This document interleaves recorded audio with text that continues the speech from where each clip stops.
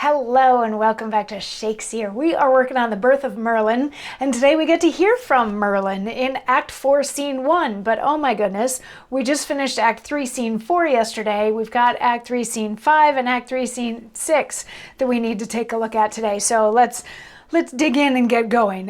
When we left off, Merlin had just been born, a full-size adult, and he's been able to show already that he's rather magical and mystical, and the clown is aware that the devil is Merlin's father. So Act 3, Scene 5, we get back to one of the other plots, and we're hanging out with Astorius and General Octa and Proxima, who are all Saxons. Proxima is the Saxon magician who was sort of set down by the hermit earlier in the play. And Astorius is a Saxon. He is Artesia's brother. And the three of them are sort of chatting, and they send Proxima. They're like, you should go off to Wales to try to get King Vortiger to the Saxon side because the Saxons are building an army.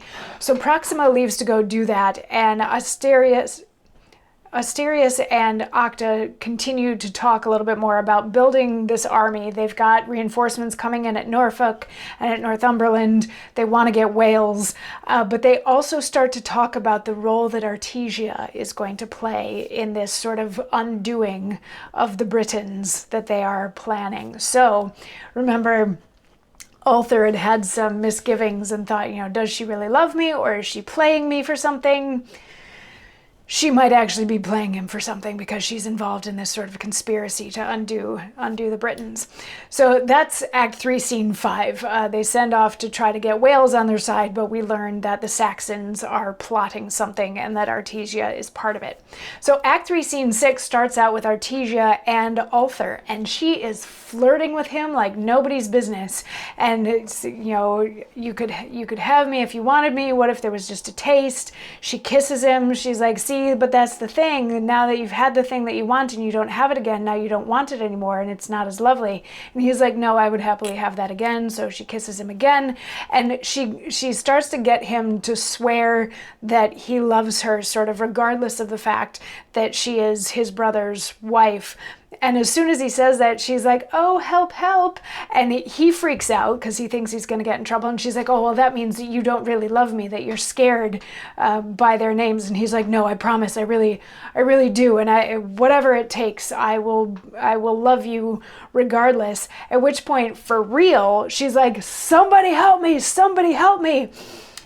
And people come running to help. Adol, Aurelius, Donobert, Cawdor, Edwin, Toclio, and Oswald all come in. So we've got a mixture of Britons and Saxons, and they come in from opposite sides to find out what's going on.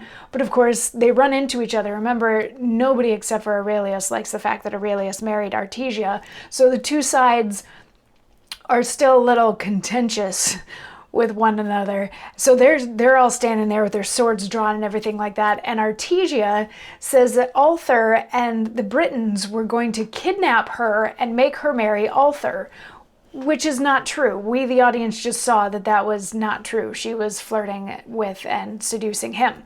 But this, gets everybody all up in arms, and they're fighting back and forth with each other. And Edol seems to be the only one who can see what's going on here, who can see that Artesia is trying to drive a wedge in between Aurelius and Arthur. And so he chews out Aurelius, who doesn't want to listen to it. He also threatens the Britons because he knows that they are building an army. I mean, Edol is a general himself, so if warring factions were landing in Norfolk and Northumberland, he would have the contacts. Somebody would have told him that was happening. And he's like, this is happening. They're coming to attack. And he's like, I see what you're doing. This is blah, blah, and we'll end up going to war about this, until Aurelius finally says, like, you're all traitors. We're not having this. If Britain is going to be under attack, it's fine. I'll build my own armies. I'll get help from Vortiger. I'll get, help from wherever that has to happen. I'm done. I'm not listening to you anymore. And most of them leave, but Edwin, Gloucester, Donobert, and Cawdor are left, and they're like, you know what, we need to protect Britain and we need to protect the king, so we need to get to Wales and get to Vortiger before anybody else does, so we can get Vortiger on the British side. So who knew that Wales was going to be this important in the life of Merlin? But anyway, so that's Act 3, Scene 6. The sharks and the jets are starting to rumble, and things are getting a little contentious. But now it's a mad race to Wales to see who can get the Welsh on their side first. So then Act 4, Scene 1, we're back to Merlin and the clown and this little spirit that supposedly Merlin has conjured from somewhere just to show that he's a magician and he can do stuff. And there's like all these little coin tricks happening. The spirit is taking a coin from the clown and hiding it and giving it back. And, is it in this hand or is that hand? And this is all sort of being orchestrated by Merlin. And like, it's all fun and games for a little while. And the clown, once he's out the money, because the spirit takes the coin or whatever, he turns to Merlin. He's like, yeah, this is all cute and everything like that until somebody starts actually taking my money. So that's not cool. And he's like, oh, and by the way, what have you heard about Wales? Have you heard anything interesting about Wales or King Vortiger?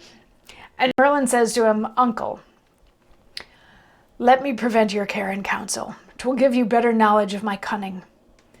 You would prefer me now, in hope of gain, to Vortiger, king of the Welsh Britons, to whom are all the artists summoned now, that seeks the secrets of futurity, the bards, the druids, wizards, conjurers, not an aurespect with his whistling spells, no capon-master with his musty fumes, no witch or juggler but is thither sent to calculate the strange and feared event of his prodigious castle, now in building, where all the labors of the painful day are ruined still in the night. And to this place you would have me go. So what Merlin is saying here is, hang on, before you do this whole roundabout thing of like, so what have you heard about this? Because maybe I think this will be a good idea. He's like, I know what you're thinking already. You've heard that all mystical, magical people are going to Wales to visit with King Vortiger because he's trying to build this castle, but every piece of work, all of the work that they do in the course of a day to build this castle is undone at night. This castle seemingly cannot be built.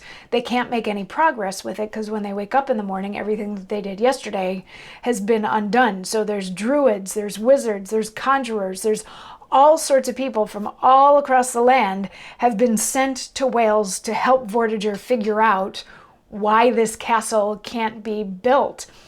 And the clown is like, yeah, that's pretty much exactly what I was going to say. Okay, I believe it. You can tell the future and that. And so, yeah, I do think that it would be a good idea if you go to Wales. And Merlin is like, yeah, but the thing is, the reason why it can't be built is that there has to be a sacrifice made. They have to kill a child who is not born of a mortal in order for the castle to be built. There has to be an unnaturally born child or a non-mortal born child sacrificed in order for them to be able to build this castle. And the clown's like, well, your mom's from just up the road, and so what if your dad's the devil? Like, that shouldn't be a thing. Like, you shouldn't be worried about that. Like, you should be fine if you want to go out there.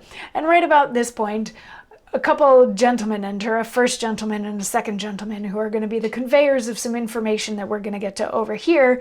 But we're going to get to a monologue that's in that tomorrow. Today's video has been plenty long and loads of information to digest. So we'll stop here for today with Merlin being super bright, with a plot against the Britons, with a wedge between some brothers, and a castle that can't be built. We will pick up there tomorrow in the middle of Act 4, Scene 1 and find out where it's going to go from here. There's way more than just the birth of Merlin happening in this play. I'll see you tomorrow for more. Mwah.